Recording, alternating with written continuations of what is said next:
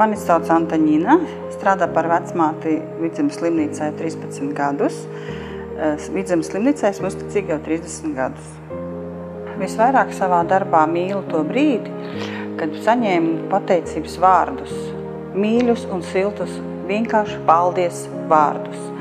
Un uzskatu, ka ikvienai vecmātei pienākums ir vienkārši būt klāt. Grutniecības posmā svarīgi atcerieties, ka sieviete var būt gan vāja, gan stipra. Mazuļa ienākšana ģimenē ir kā Dieva dāvana, kuru mēs gaidām ar pacietību un mīlestību. Ikvienai jaunai ģimenei es novēlu pacietību un izturību.